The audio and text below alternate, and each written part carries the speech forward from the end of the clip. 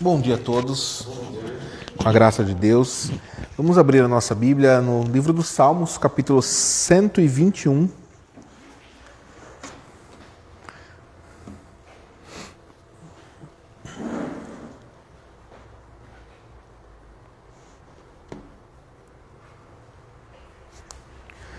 Salmo, capítulo 121. Assim diz a palavra de Deus: Elevo os olhos para os montes, de onde me virá o socorro? O meu socorro vem do Senhor, que fez o céu e a terra. Ele não permitirá que os teus pés vacilem, não dormitará aquele que te guarda. É certo que não dormita nem dorme o guarda de Israel. O Senhor é quem te guarda, o Senhor é a tua sombra à tua direita. De dia não te molestará o sol, nem de noite a lua. O Senhor te guardará de todo o mal, guardará a tua alma. O Senhor guardará a tua saída e a tua entrada, desde agora e para sempre. Amém. Vamos nos colocar em pé, irmãos? Nós juntos louvaremos ao Senhor com o Salmo 121. Elevo os meus olhos para os montes, de onde virá o meu socorro? O meu socorro vem do Senhor que fez os céus e a terra. Não deixará vacilar os teus pés, não dormirá quem te guardar. Eis que não dormirá o que guarda Israel.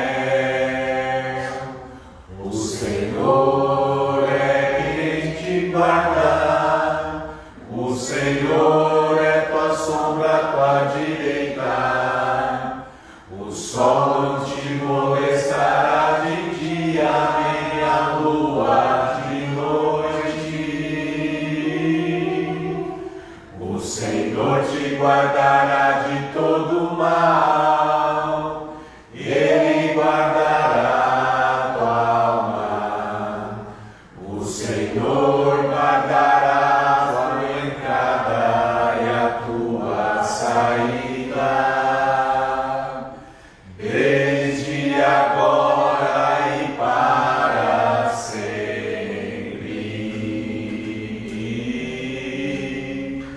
Desde agora e para sempre. Amém. Pastor Messias. Bom dia, irmãos.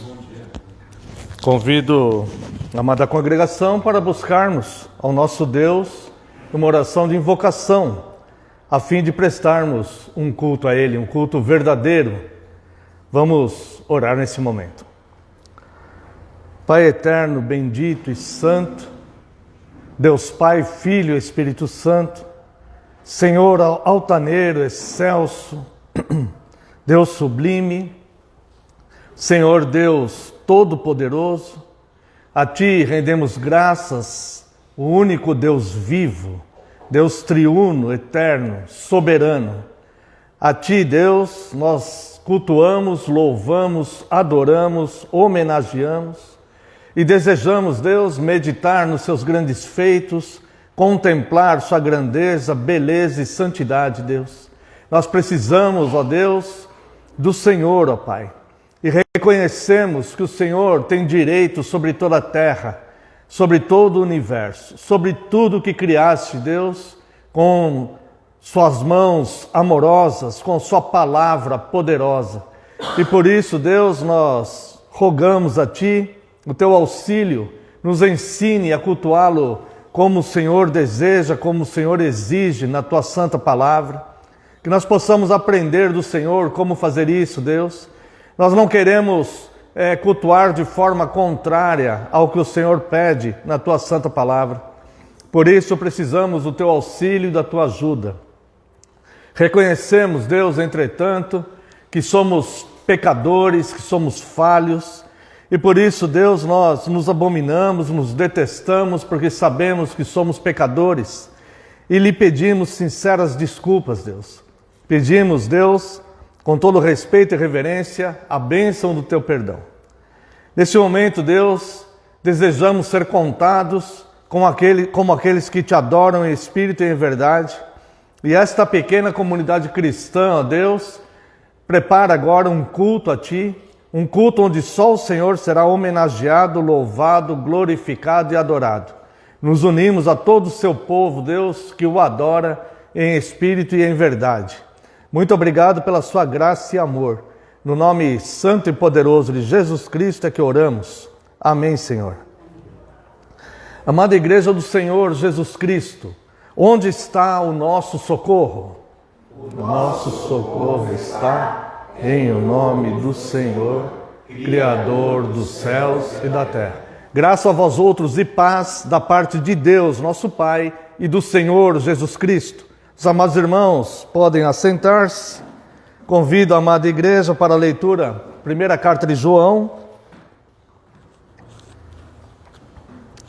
Primeira carta do apóstolo João, capítulo 2. Faremos a leitura dos versos 1 a 6.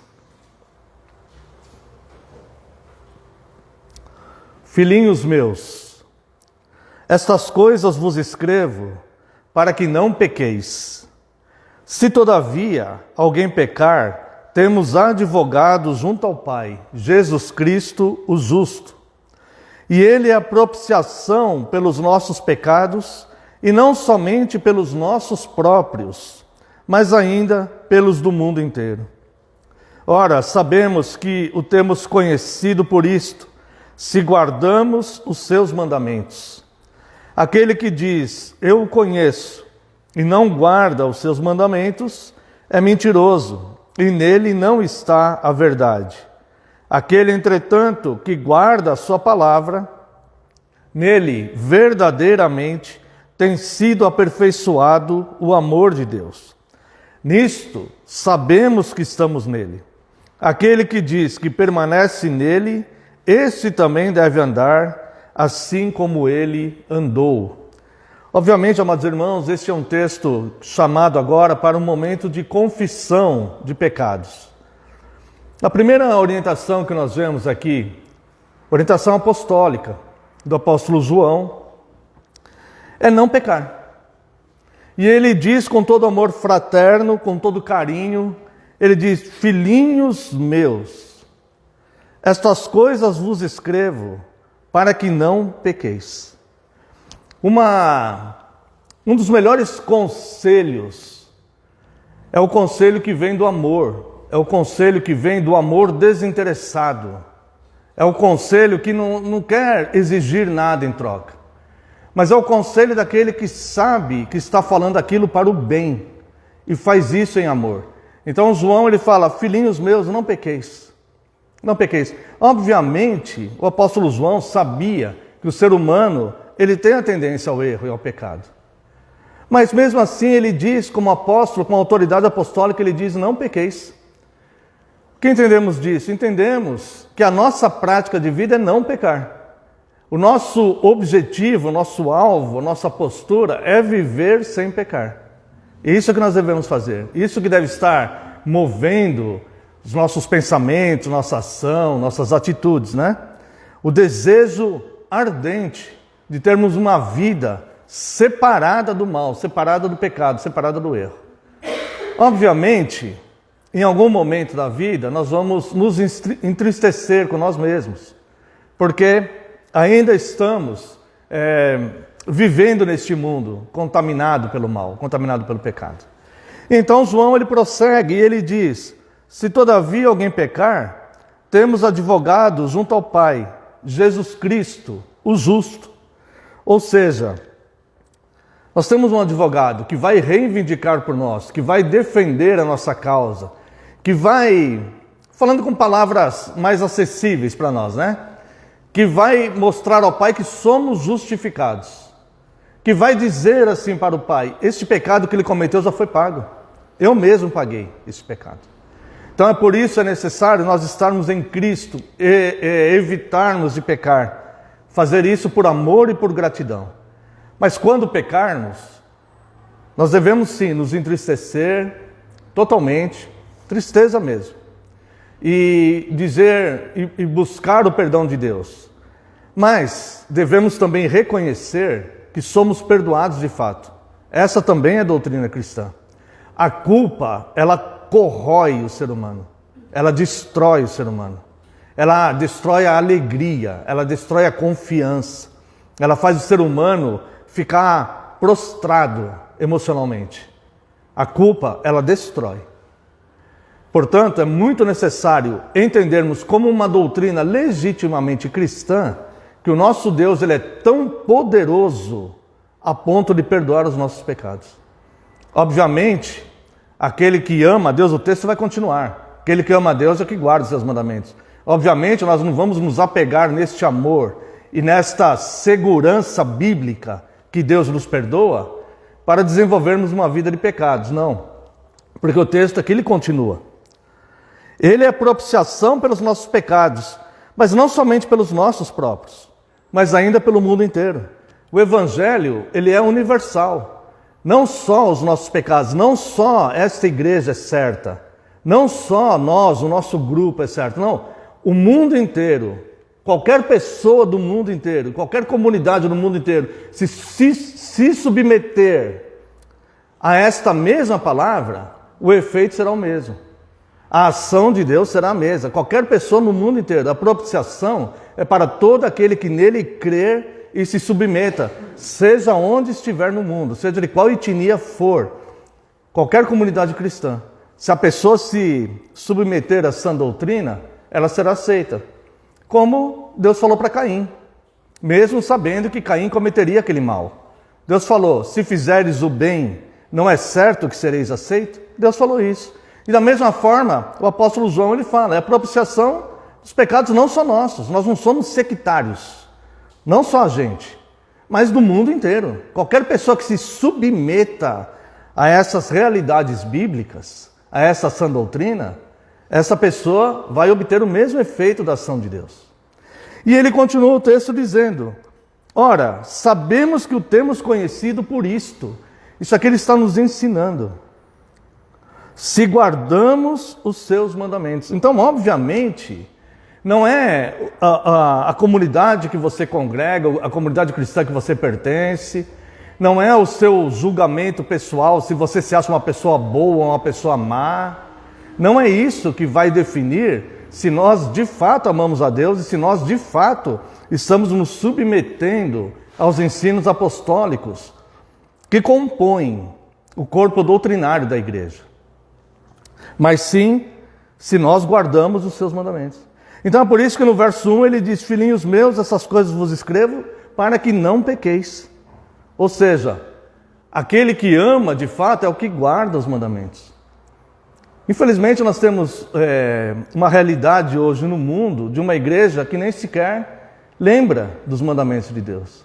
Só se fala em amor, amor, amor e banalizou o amor, colocando o nome de amor em qualquer atitude que muitas vezes ofende a Deus.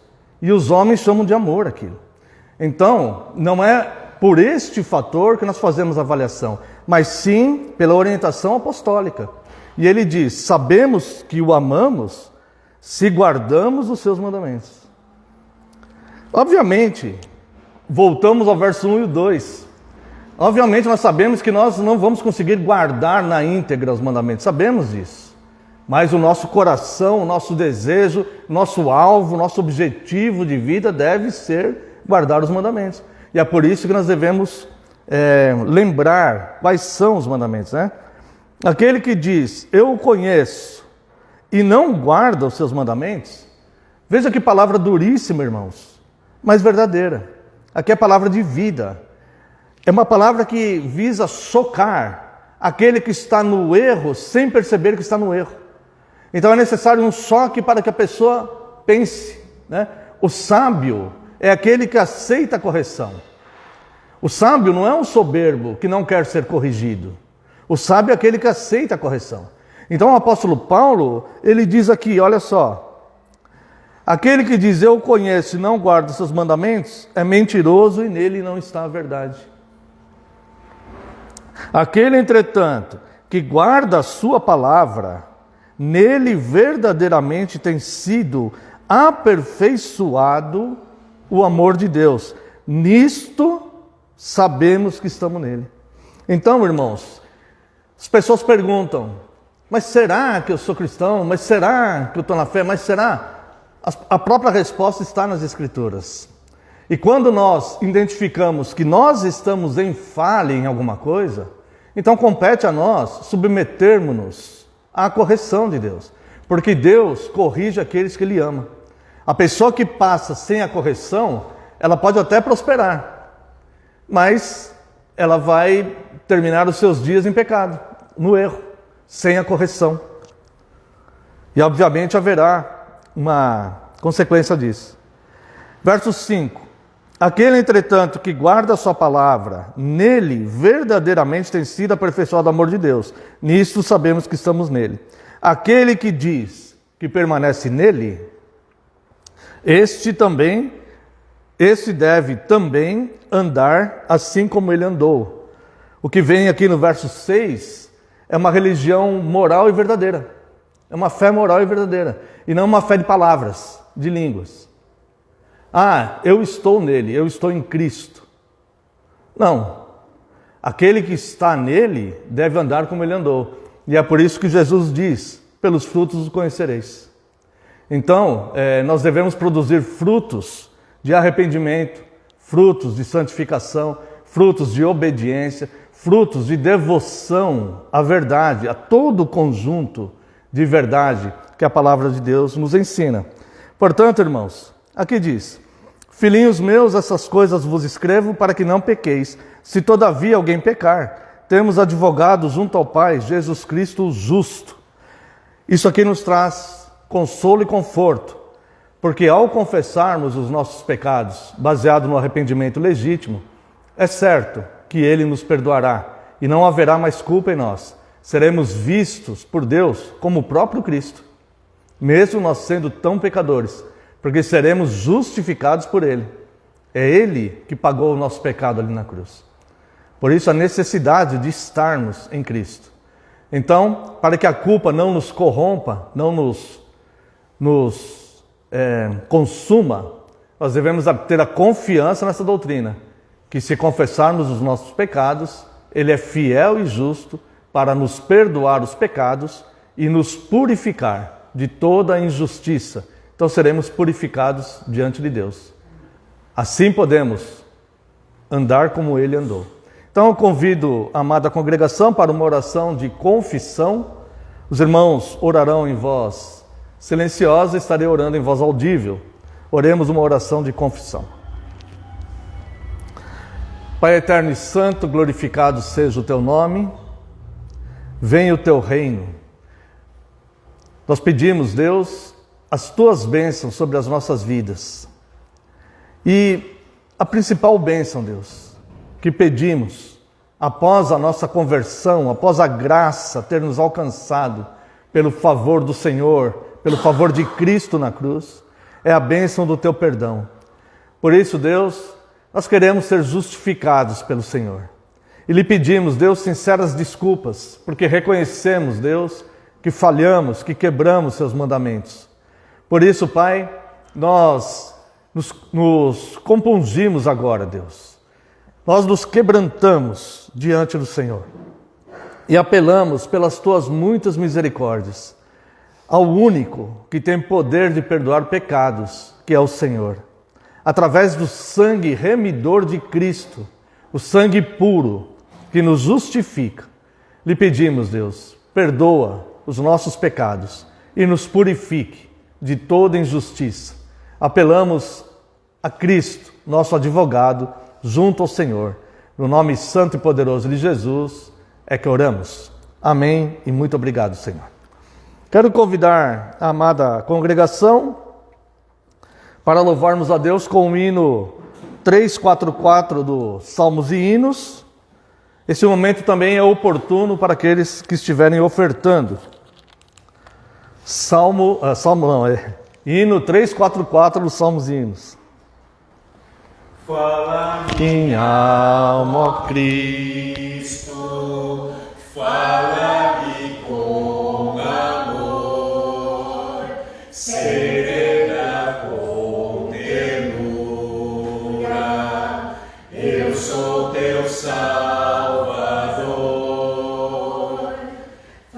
faze-me bem disposto para te obedecer, sempre louvar teu nome e dedicar-te o ser. Faze-me ouvir bem manso, em suave murmurar, na cruz verti meu sangue para te libertar. Fala-me cada dia, fala com terno amor, segredo ao meu ouvido, tu tens um Salvador. Fala-me sempre, ó Cristo, dá-me orientação, concede-me alegria e gozo em oração. Fazem-me consagrado, muito pronto a trabalhar para o reino eterno, a vida abreviar. Faze-me ouvir bem manso, em suave murmurar, na cruz verti meu sangue para te libertar. Fala-me cada dia, fala com terno amor, segreda aos meus ouvidos, tu tens um Salvador. Como na antiguidade mostravas teu querer, revela-me hoje e sempre qual seja o meu dever. A ti somente eu quero louvores entoar, teu nome eternamente engrandecer e honrar. Faze-me ouvir bem manso, em suave murmurar, na cruz verti meu sangue para te libertar. Fala-me cada dia, fala com terno amor, segreda ao meu ouvido, tu tens um Salvador.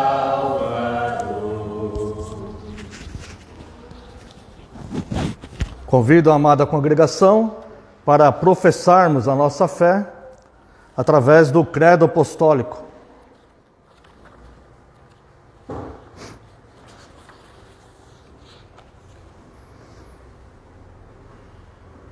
Creio em Deus Pai, Todo-Poderoso, Criador do céu e da terra, e em Jesus Cristo, seu único Filho, nosso Senhor, que foi concebido pelo Espírito Santo, nasceu da Virgem Maria, padeceu sob Pôncio Pilatos, foi crucificado, morto e sepultado, desceu ao inferno.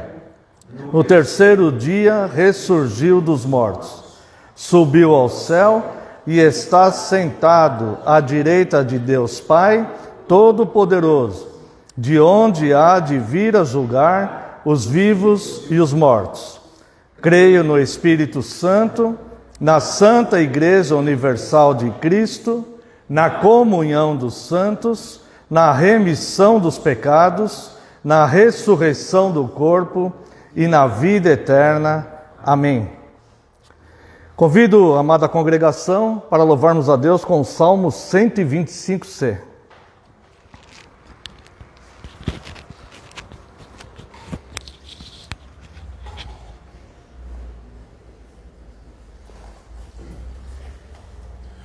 Os homens da terra que no Senhor confiam são comparados com o monte Sião, que não se abala, mas firme para sempre. Jerusalém, cercada pelos montes, em volta do seu povo, para sempre o Senhor. O servo dos ímpios não permanecerá em cima da sorte do justo de Deus, a fim de que o justo não siga para o mal e fazem o bem, Senhor, aos que de coração são cheios de bondade e de retidão.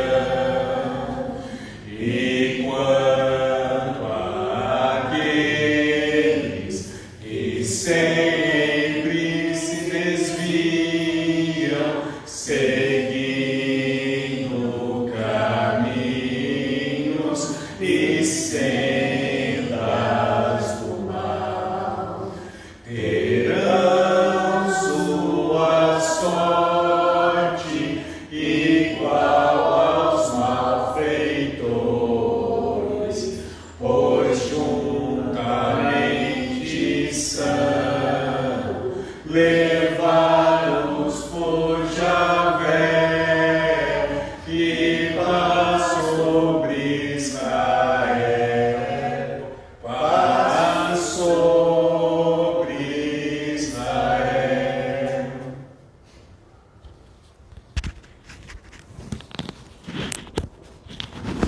Convido ainda a amada congregação para a observação do Dia do Senhor 46.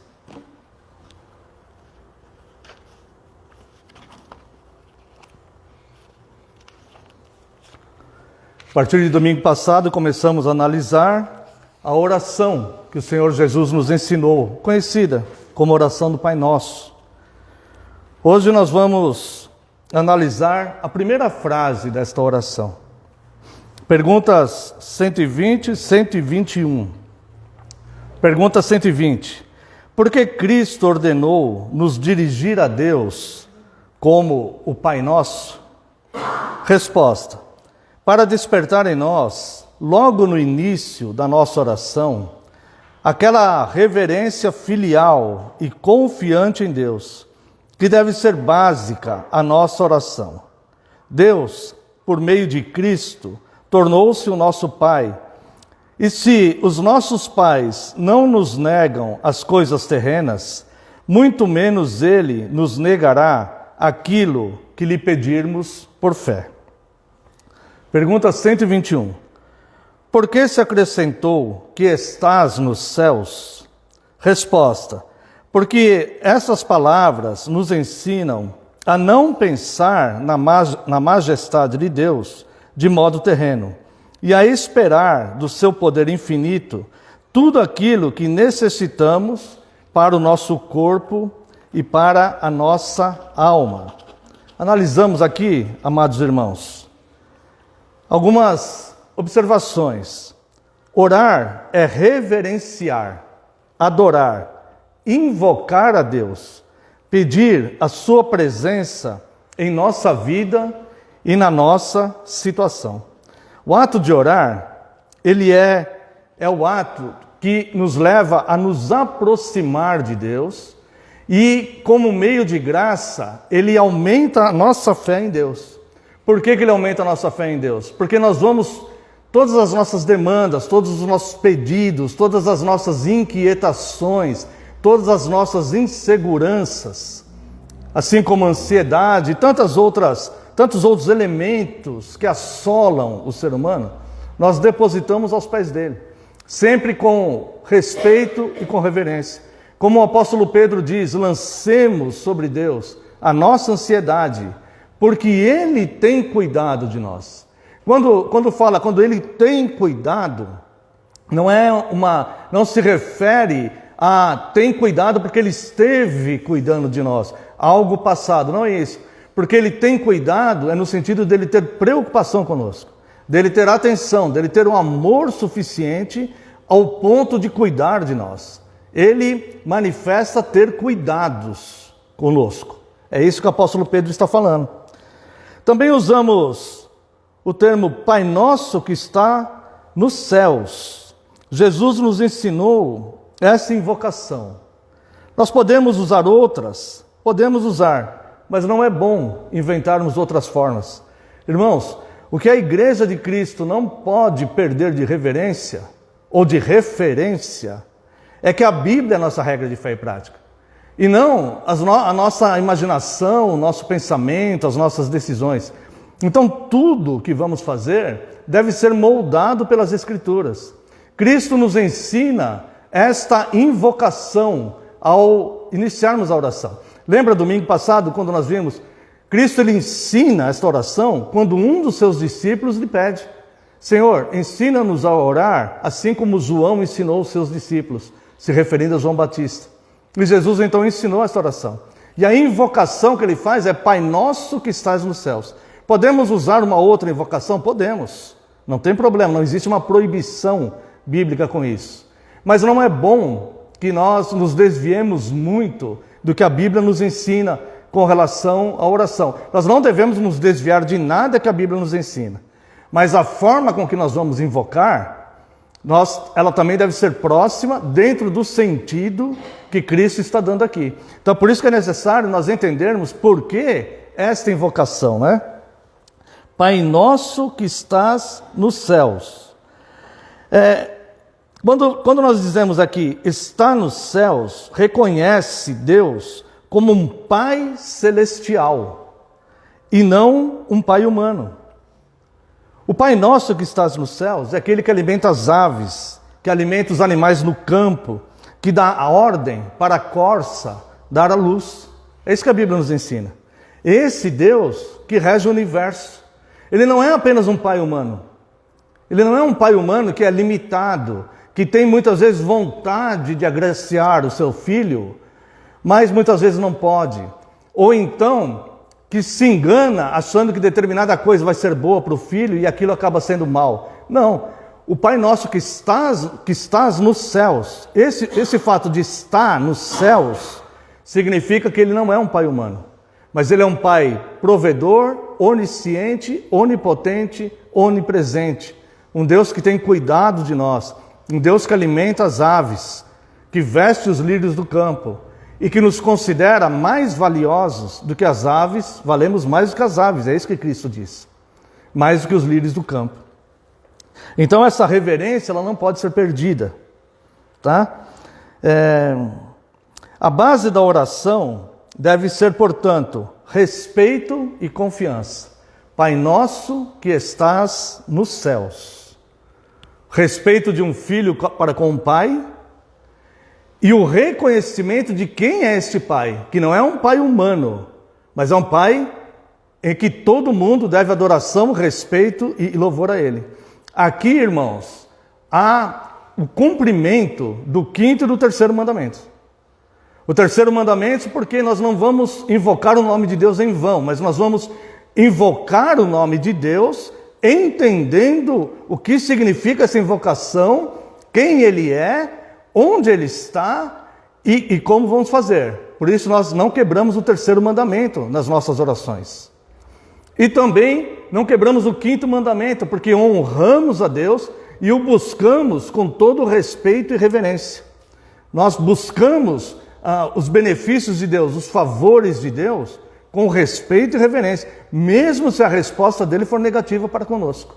Ainda assim nós vamos guardar o 5º mandamento e respeitar e honrar a Deus. E aquilo que Ele nos concede deve ser para o louvor da glória dEle. Assim nós não quebraremos o 5º mandamento. Além disso, o direito de chamar Deus de Pai nos foi dado pela obra de Cristo. Os judeus, eles não chamavam Deus de Pai. Eles costumavam dizer que eles eram filhos de Abraão, porque Deus tinha uma aliança com Abraão e o povo judeu ele surgiu de Abraão.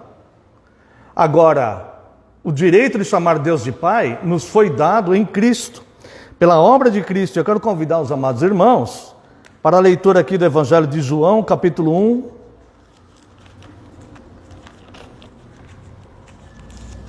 A partir do verso 12. Mas a todos quantos o receberam, deu-lhes o poder de serem feitos filhos de Deus, a saber, os que creem no seu nome. É desses que Deus é Pai. Esses que receberam o poder de serem feitos filhos de Deus. Quem? Os que creem no seu nome. Quando diz crer no seu nome, não é crer naquelas letras que as pessoas ficam debatendo se existia J, não é crer nas letras, na junção das sílabas. É crer no nome no sentido de ação de Deus, de identidade. Identidade, quem é Cristo? O Filho de Deus. O Deus que se fez um de nós. O Deus que se deu voluntariamente, não como um mártir. O Deus que se deu voluntariamente para nos salvar, derramando naquela cruz seu sangue remidor. Então, crer nessa identidade de quem é Cristo, professar que Cristo veio em carne. Quem nega isto é o anticristo, segundo o próprio apóstolo João, na sua primeira carta.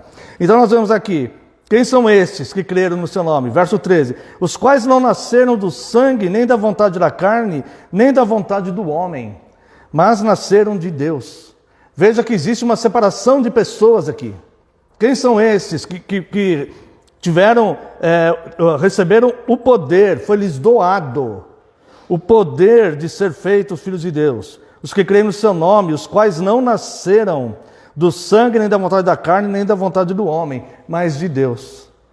Não é pela própria vontade humana, mas é pela vontade de Deus. Então aquele que reconhece em si mesmo, com toda a sinceridade, eu não me sinto filho de Deus, clame a Deus para que lhe conceda esse poder. Clame a Deus. Quem sabe, Ele ouvirá. E o Verbo se fez carne e habitou entre nós, cheio de graça e de verdade, e vimos a sua glória, a glória como unigênito do Pai. Aqui João está testemunhando que o Verbo se fez carne. Porque aquele que nega que Cristo se fez carne é movido pelo anticristo, segundo as Escrituras. Então por isso nós dizemos, Pai nosso que estás nos céus. Cristo ordenou, nosso Pai, Pai nosso. Aqui está no plural, não está no singular. Não é meu Pai, é Pai nosso. Porque é uma coerência escriturística, doutrinária, que nós devemos viver em comunhão. E este Deus, Ele tem vários filhos.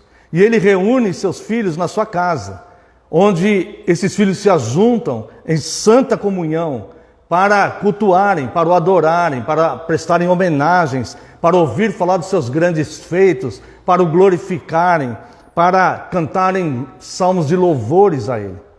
Então, este Pai tem irmãos e irmãs, dos quais Ele deseja que nós tenhamos comunhão com eles.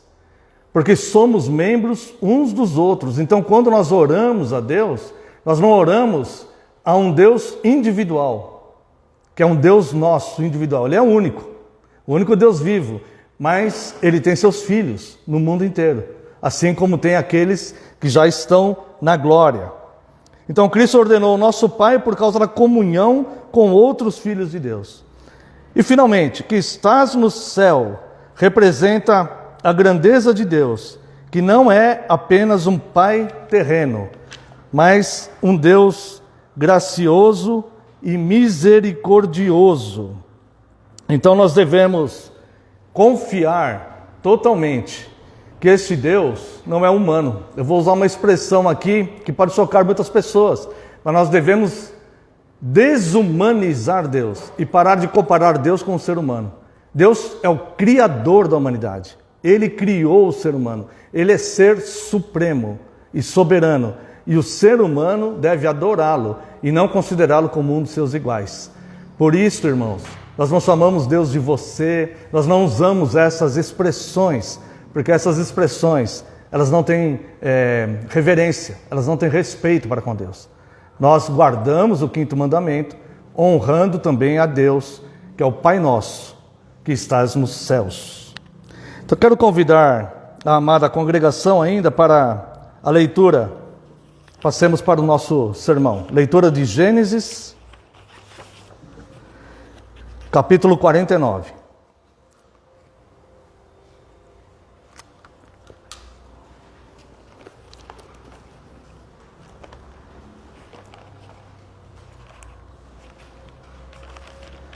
Leremos a partir do verso 22.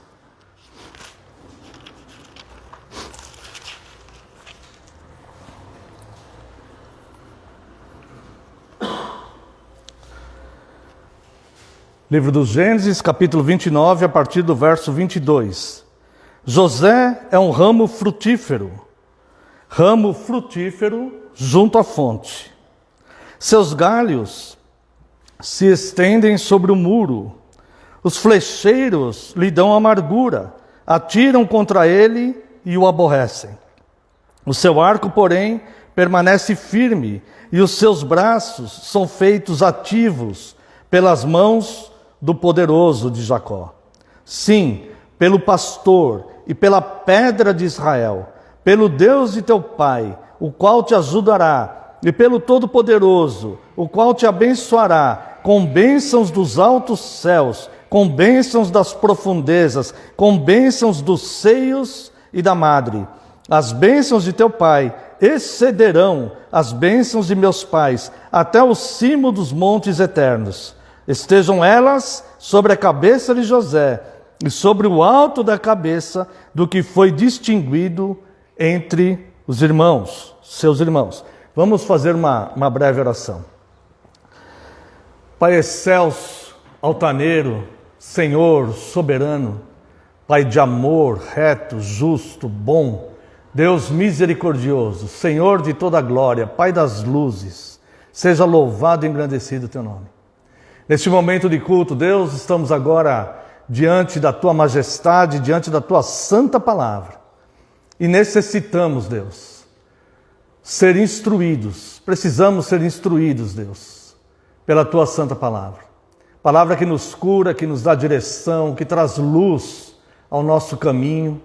Palavra, Deus, que vem curar as nossas feridas, que vem trazer a nós, ó Deus, saúde para os nossos ossos.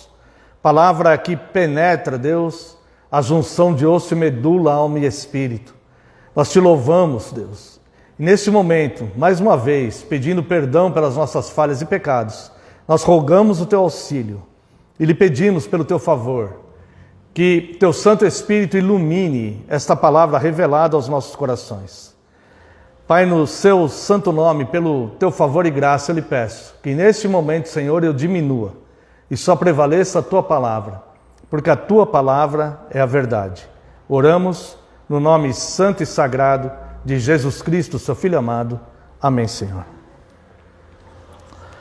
Amada Igreja do Senhor Jesus Cristo, venho vos proclamar Cristo, a fonte de todo poder. O caminho estabelecido por Deus para todo aquele que nele crê. No texto de Gênesis, lemos e ouvimos falar sobre José. José foi desprezado pelos seus irmãos, traído, abandonado e vendido como escravo. No entanto, Deus o elevou muito e o colocou na posição de segundo homem forte da maior potência mundial de sua época, ou seja, o Egito. Isso aconteceu porque a base de vida de José era a fidelidade e a obediência a Deus. Em seus momentos de grande angústia, José manteve-se fiel e obediente. Tornou-se um homem forte, mas a sua bênção era de ser um ramo. Um ramo não é símbolo de força. Ao contrário, é frágil e dependente. Um ramo só pode viver, florir e produzir frutos se ele fazer isto se estiver enxertado na árvore. E isso vai nos remeter à cristologia desse sermão. E para tal convido a amada congregação que abram suas Bíblias no Evangelho de João, capítulo 15.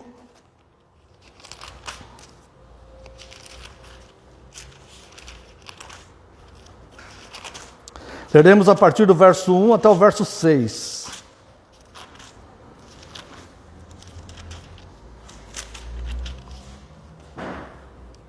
Aqui o Senhor Jesus diz: Eu sou a videira verdadeira e meu Pai é o agricultor. Todo ramo que estando em mim não der fruto, ele o corta, e todo que dá fruto, limpa, para que produza mais fruto ainda. Vós já estáis limpos pela palavra que vos tenho falado. Permanecei em mim e eu permanecerei em vós. Como não pode o ramo produzir fruto de si mesmo, se não permanecer na videira, assim nem vós o podeis dar, se não permanecerdes em mim. Eu sou a videira, vós os ramos.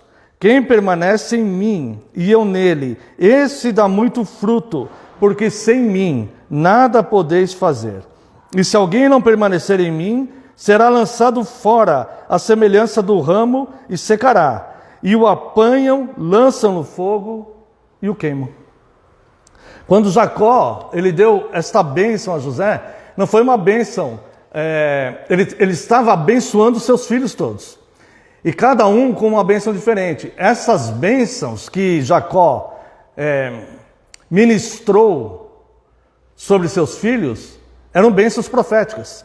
E na bênção que coube a José, ele fala que José seria um ramo. E nós vemos aqui uma referência totalmente a Cristo, no sentido de que Cristo é a videira e os ramos somos nós. Ou seja, todo aquele que pertence a Deus. Todo aquele que nele crer, todo aquele que não nasceu da carne nem do sangue, mas nasceu da vontade de Deus. Todo aquele que faz parte da comunidade cristã, todo aquele salvo por Cristo antes ou depois da cruz. E aqui nós vemos que quando Jacó abençoa José e chama José de ramo, nós vemos que ramo de fato não é símbolo de força, mas é símbolo de dependência. A nossa força não está em nós mesmos, a nossa força está aonde estamos enxertados. A nossa força não provém dos nossos recursos materiais, nem do nosso intelecto, nem da nossa aparência física, nem da nossa força física. A nossa força, ela provém de Cristo, provém de Deus, provém de Cristo. O próprio Cristo diz: sem mim nada podeis fazer. Portanto, somos ramos, porque somos de fato frágeis. Mas nós como ramos, nós podemos ser muito fortes a ponto de produzir flores e frutos. Nós podemos produzir muitos frutos, desde que estejamos de fato enxertados na videira. Veja, a bênção de ser ramo, ela depende de Deus.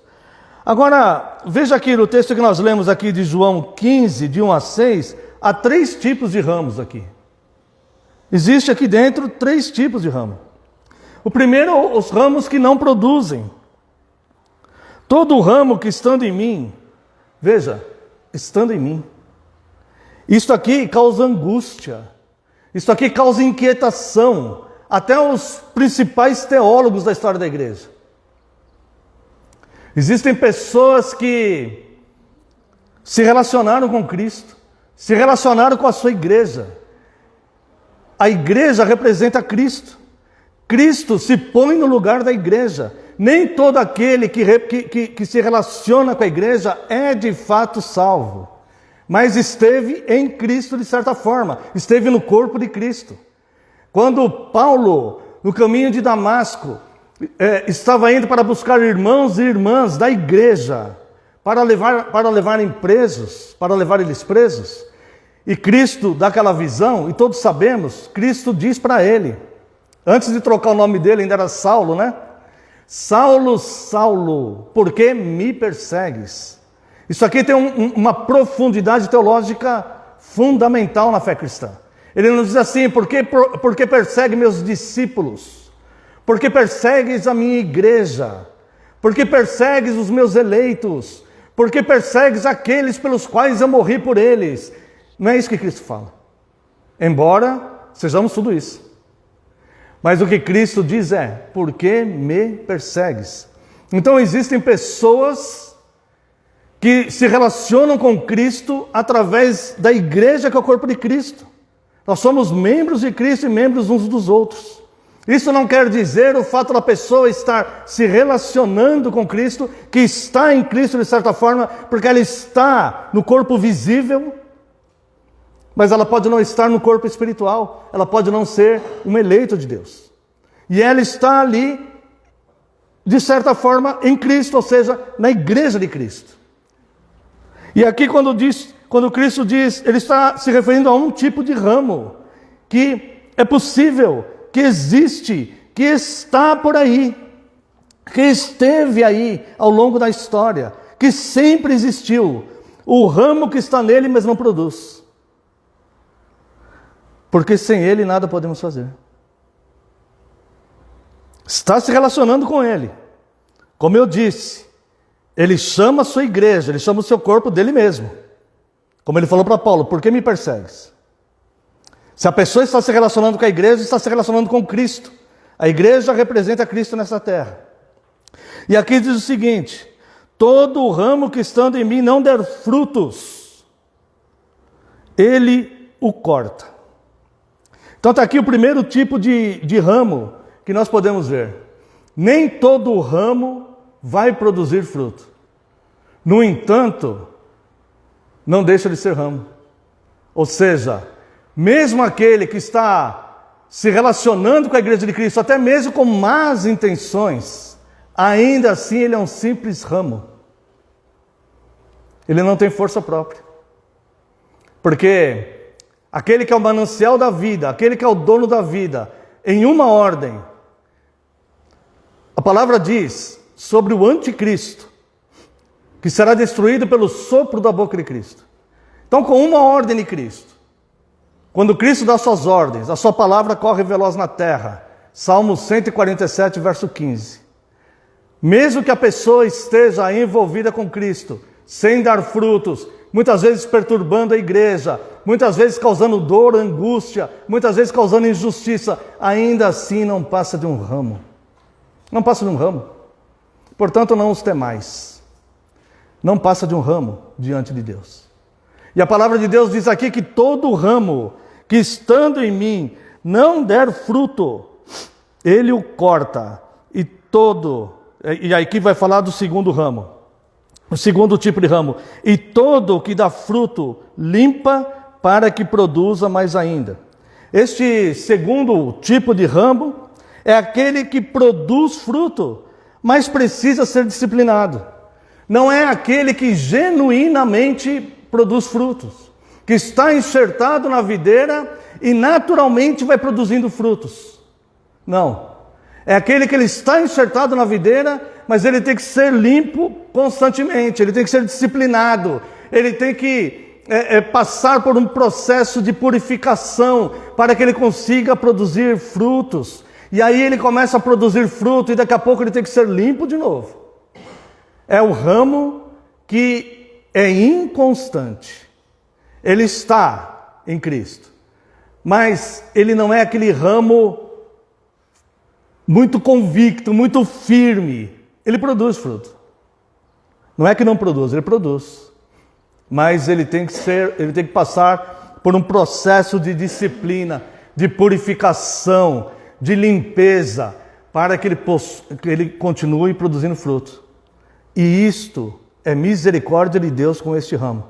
Porque a exemplo do primeiro ramo, ele também é ramo. Simples, frágil, que necessita da videira para que costuma dar fruto. Entenda bem, o primeiro tipo de ramo, Cristo o corta. O segundo tipo de ramo, Cristo o limpa para que ele produza frutos, para que ele produza mais frutos. Existe a justiça no primeiro ramo, e existe a misericórdia no segundo ramo, mas com nenhum deles existe a injustiça. Com nenhum deles existe a injustiça. Com o primeiro existe a justiça de Deus. Olha, você está enxertado em mim, mas você não produz. É justo que eu te corte. No segundo existe a misericórdia de Deus. Olha, você está em mim, mas você não produz fruta, tem que ficar limpando você, mas eu vou te limpar. E existe o terceiro tipo de ramo. É o que permanece em Cristo e Cristo nele. Este é muito frutífero. Veja bem, vós já estáis limpos, verso 3, pela palavra que vos tenho falado. Quem nos limpa e nos regenera é a palavra de Deus. Aqui nós podemos entender como é que funciona mais ou menos o segundo ramo. Aquele que produz fruto, mas que tem que ser limpo constantemente. É aquele ramo que ele não mergulha na palavra de Deus, ele não se importa muito com isso. Mas de certa forma ele não abandona, ele não se afasta, então aquela palavra vai limpando ele. Mas ele não mergulha totalmente na palavra a ponto de purificar-se, de caminhar com as próprias pernas. É como aquele homem que tinha uma deficiência física, que quando Cristo estava pregando em determinado lugar, seus amigos o levaram numa padiola, o levaram para cima do telhado porque não tinham acesso a Cristo ali, porque haviam muitas pessoas ali. Então eles vão tirando as telhas do teto e descem aquele homem até Cristo. É mais ou menos assim. Existem cristãos que vão sendo carregados. Eles não andam com as próprias pernas. Eles não olham para si mesmos e falam: espera, eu preciso de uma regeneração. Não, eu me detesto, porque eu vivo em pecado constante. Não, eu não aceito mais isso em mim. Eu preciso ter a mente de Cristo. Eu preciso viver como Cristo. Eu preciso ter a paz que excede todo entendimento, que só tem aquele que está em Cristo. Não aquele que está migrando entre Cristo e o pecado, Cristo e o pecado, Cristo e o pecado, Cristo e o pecado. Não há como ter paz nisso. Então ele precisa ser limpo, ele precisa ser purificado, e constantemente ele vai sendo limpo. Mas há alguns que já estão limpos pela palavra. Veja bem, verso 3, vós já estáis limpos pela palavra que vos tenho falado. E aqui Jesus também ensina, como os apóstolos ensinavam. Jesus ensina, a santa palavra de Deus nos ensina. É o nosso professor. E diz aqui: permanecei em mim, e eu permanecerei em vós. Muitas pessoas pensam que é só que o homem é sempre passivo e Deus sempre ativo. Na conversão, sim. O homem é passivo e Deus é ativo e alcança ele com a graça. O homem não consegue se chegar a Deus sem a ação de Deus. Mas na caminhada cristã, a ordem é atividade. Desenvolvei a vossa vocação e eleição. Desenvolvei o amor fraterno entre vós. Desenvolvei, criai em vós frutos dignos de arrependimento. Na caminhada, a ordem é ativa. Então nós vemos aqui que quando Cristo fala, verso 4, permanecei em mim. Aqui está no imperativo. Fique em mim. E eu permanecerei em vós. Como não pode o ramo produzir fruto de si mesmo? O ramo, ele é estéril. O ramo, ele é frágil demais. Ele, por ele mesmo, ele não pode produzir nada. O ramo é impotente. Por ele mesmo, ele não consegue fazer. E é por isso que Cristo fala no verso 5, sem mim, nada podeis fazer. E ele diz aqui, permanecei em mim e eu permanecerei em vós. Como não pode o ramo produzir fruto de si mesmo, se não permanecer na videira, assim nenhum podes dar, se não permanecerdes em mim. Eu sou a videira, vós os ramos. Quem permanece em mim, esse, veja esse dá muito fruto, porque sem mim nada podeis fazer. E o verso 6 diz, se alguém não permanecer em mim, é certo que o primeiro ramo, que não produz nada, é certo. Se alguém não permanecer em mim, alguns do segundo ramo, que precisam ser limpos constantemente para produzir frutos, alguns não vão permanecer. Essa gangorra do aqui e ali, um dia ela vai acabar. Porque nós não podemos misturar o cálice do Senhor e o cálice dos demônios. Não é possível, num corpo santo, viver em pecado. Então essa gangorra um dia vai acabar.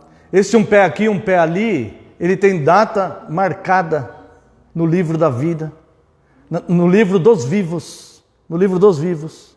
Ele tem data marcada para terminar. Ele tem data marcada para terminar.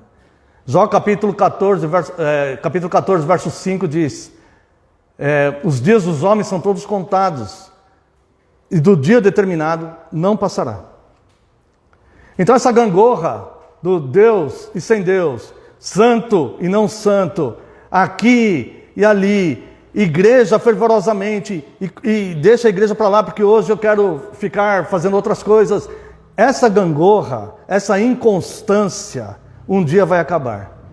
Há alguns que vão reconhecer a misericórdia de Deus, como Deus tem sido longânimo comigo, dentro dessa minha inconstância, como Deus tem me purificado e me limpado, como Deus tem oferecido a sua graça, como Deus tem me dado o convite de permanência no corpo, e vão se submeter a Ele.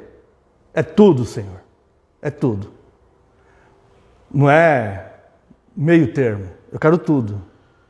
Mas alguns não vão ter forças, se enredaram tanto com a vida pecaminosa, se enredaram tanto com a negligência de cuidar das coisas de Deus, se enredaram tanto com os cuidados do mundo, que não vão ter forças para permanecer na videira. E aqui vai dizer o seguinte, olha, eu sou o ramo, aliás, eu sou a videira, vós os ramos. Quem permanece em mim e eu nele, esse dá muito fruto, porque sem mim nada podeis fazer. Se alguém não permanecer em mim, será lançado fora à semelhança do ramo, do primeiro ramo, que não produz fruto. A semelhança do primeiro ramo. Será lançado fora e secará, e o apanham, lançam no fogo e o queimam. Aqui está falando uma referência ao inferno. Então a perseverança, a perseverança dos santos, daqueles que permanecem em Deus e que produz muitos frutos, glorifica a Deus. Versos 7 e 8. Se permanecerdes em mim, e as minhas palavras permanecerem em vós, pedireis o que quiserdes e vos será feito. Está falando ao terceiro tipo de ramo. Nisto é glorificado meu Pai, em que deis muito fruto, assim vos tornareis meus discípulos. Terceiro ramo. O terceiro ramo, a postura do terceiro ramo, é com essa postura que é glorificado o Pai.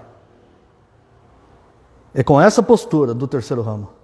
Deus é glorificado não pelos nossos gritos de glória a Deus, mas pela nossa vida, pelos frutos que produzimos, se de fato permanecemos na videira, se de fato permanecemos em Cristo. É assim que glorificamos a Deus.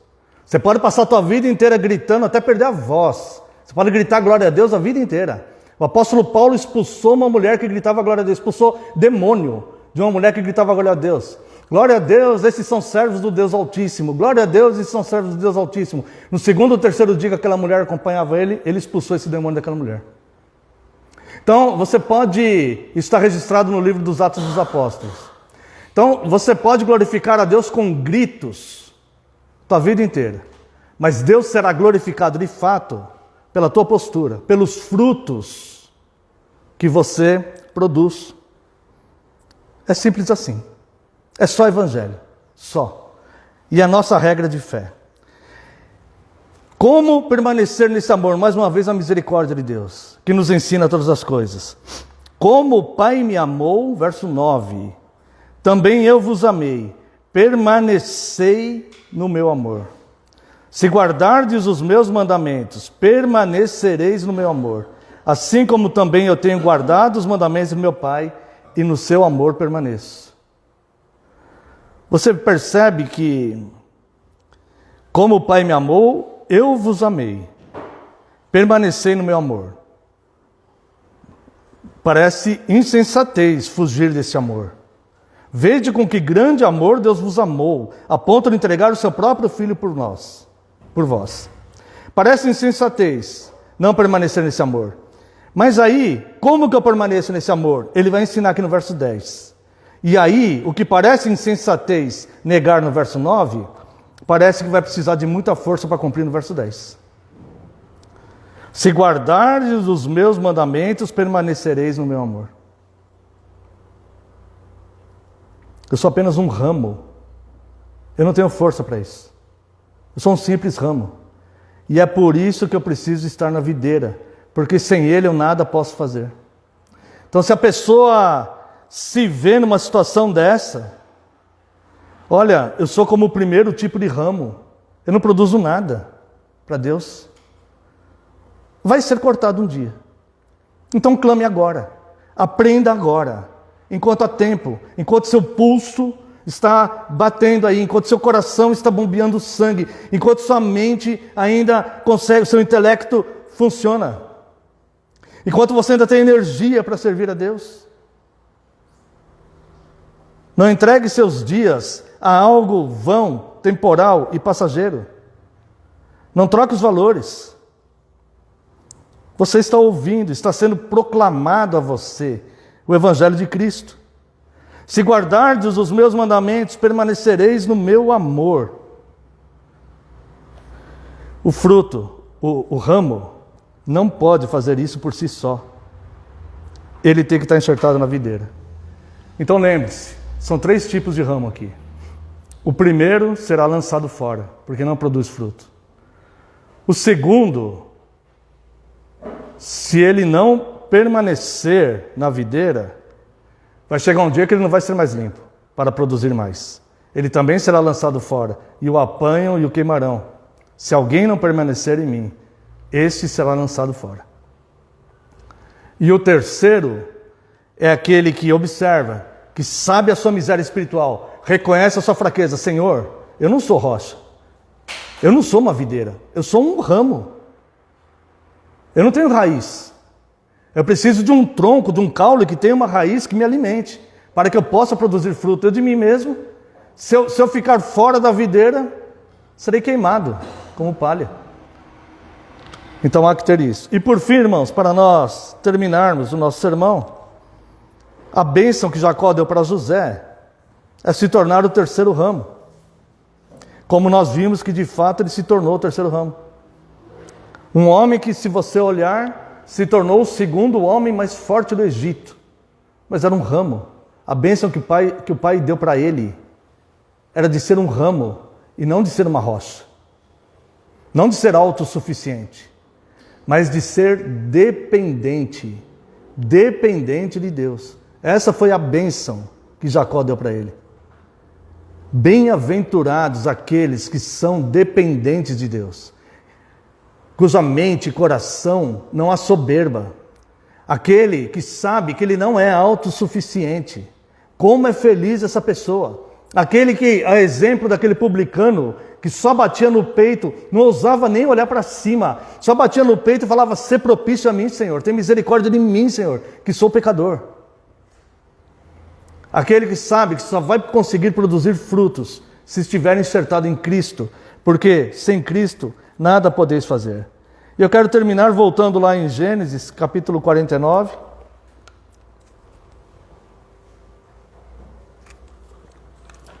Verso 22. Quando começa a bênção de José.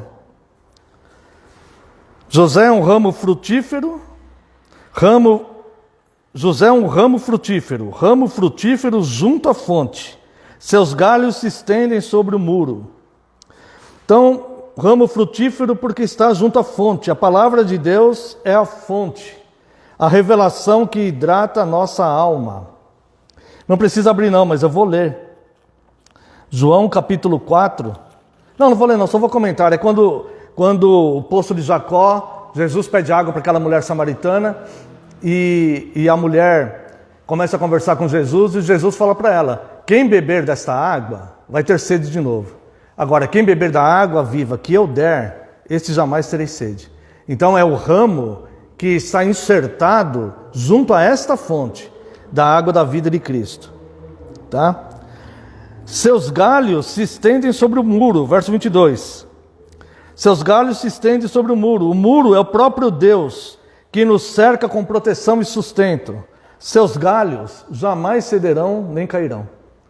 Porque além desse ramo produzir vivo, porque ele está junto à fonte, que é Deus, o próprio Deus sustém esses galhos aí, que eles não vão cair. Pode até fraquejar, mas não vai cair, porque tem um muro de arrimo sustentando ele.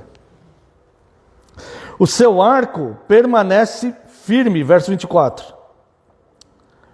O seu arco permanece firme. O seu arco, porém, permanece firme. Por que diz isso? Porque na bênção de José, Jacó fala de uma realidade. Flecheiros lhe dão amargura e atiram contra ele. Não há ninguém que vai caminhar seguindo a Cristo, seguindo a fé, que não vai ter opositores, que não vai ter pessoas querendo trazer tristeza, amargura, discórdia, divisões, e lançando suas flechas contaminadas, os dardos contaminados do maligno. Não tem ninguém, irmãos. Esteja preparado para caminhar no caminho de Deus, porque estes atiradores, eles existem. Eles estão aí. Não tem ninguém que vai servir a Deus e não vai se deparar com esses opositores, desses flecheiros que trazem amargura. Mas faz parte da bênção, verso 24. Os flecheiros lhe dão amargura. Agora, verso 24. O seu arco, porém, permanece firme, e os seus braços são feitos ativos pelas mãos do Todo-Poderoso de Jacó. Ou seja, ele continua dependente do Todo-Poderoso, é o Todo-Poderoso. Como Davi fala: bendito seja o meu Deus, que me adestra os meus dedos para a batalha. Então nós dependemos desse Deus. Nessa dependência, os flecheiros eles podem trazer amargura, mas eles não podem vencer. Veja aqui, esse aqui eu vou ler, Ezequiel capítulo 38, versos 10 e 11. Você não precisa abrir se você não quiser. Mas Ezequiel capítulo 38, versos 10 e 11 diz o seguinte: assim diz o Senhor Deus: naquele dia terás imaginações no teu coração, e conceberás mau desígnio, E dirás: subirei contra a terra das aldeias sem muros, virei contra os que estão em repouso, que vivem seguros, que habitam todos sem muros, e não têm ferrolhos nem portas. Isso aqui é imaginação. Eu vou resumir isso daqui. As pessoas nos olham e não vê o muro. E na vã imaginação delas, elas pensam que não existe muro. Então elas falam: vou lançar as minhas flechas de amargura contra esta pessoa, porque não tem muro ali. Na vã imaginação dela, ela pensa isso. Vou lançar minhas flechas de amargura, porque não tem muro. Mas o muro é invisível. E o muro existe. E ele guarda. E eu creio que todo cristão pode testemunhar a existência do muro na sua vida. Ele reconhece que existem os flecheiros da amargura, que muitas vezes imaginam que aquele está inseguro sem muro, mas o muro está lá. E por fim, o verso 25. Pelo Deus, 25 e 26. Pelo Deus de teu Pai, o qual te ajudará, e Todo-Poderoso, o qual te abençoará, com bênçãos dos altos céus, com bênçãos das profundezas, com bênçãos dos seios da madre. As bênçãos de teu Pai excederão as bênçãos de meus pais, até o cimo dos montes eternos. Sejam elas sobre a cabeça de José, e sobre o alto da cabeça do que foi distinguido entre os seus irmãos. Bênçãos espirituais das profundezas, bênçãos espirituais da terra. Da terra brotará sustento e força, assim como das profundezas da terra brota, de uma forma que a gente não vê, o alimento que nos dá força física. De onde você não vê, brotará força e sustento para você. Dos seios que nos acolhem e nos alimentam. Cristo nos acolhe e nos alimenta. Como videira, quando estamos enxertados, estamos acolhidos nele. E ele nos alimenta com a sua seiva, com a sua palavra, junto à fonte. E da madre, significa Deus abre a madre para nos dar vida e vida em abundância. Bênçãos do céu e da terra e da reprodução espiritual de produzir frutos. A conclusão, irmãos, é que todo aquele que faz da fidelidade de Deus e da obediência a Ele a sua base de vida, bênçãos maiores terão e se distinguirão dos outros nos tempos da fome e da escassez. Não é que vai se distinguir por ser exaltado, por virar popstar, não. Vai se distinguir nos momentos da adversidade, como suporta essa adversidade. Porque os flecheiros da amargura, eles caem, não suportam. Mas aquele que está com o seu ramo junto à fonte e com o muro sustentando, este permanece. Pois serão exaltados e amparados por aquele que ordena a bênção. Prefira ser ramo dependente da videira, porque esse é o caminho de vida. Como resposta a esse sermão, quero convidar os irmãos para louvarmos a Deus com o Salmo 46.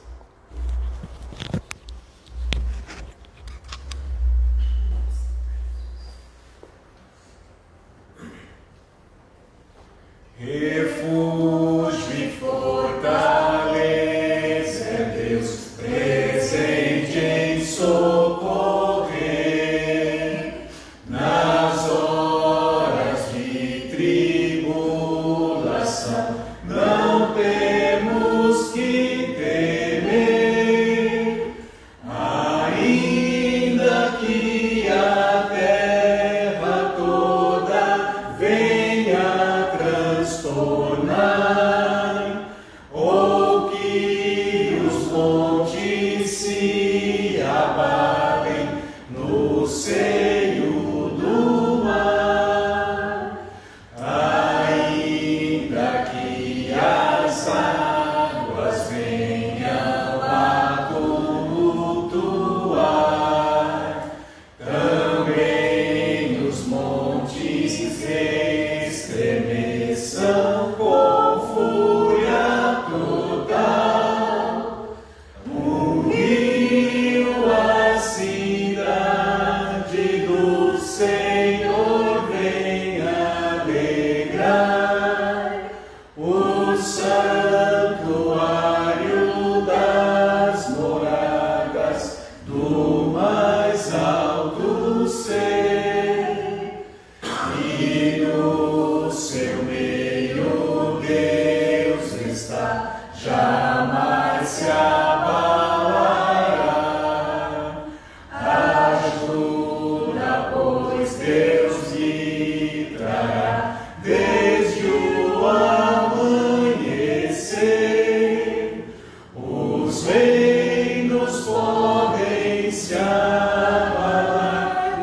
nações também bramar, a sua voz Deus levantou e a terra dissolveu. O Senhor dos exércitos está conosco aqui. Refúgio nosso Ele é, o Deus de Israel. Ó, vinde contemplar as obras do Senhor Javé, que as solações efetuou na terra o nosso Deus. Põe termo à guerra até os confins do mundo, nosso Deus. O arco ele quer e a lança despedaçará.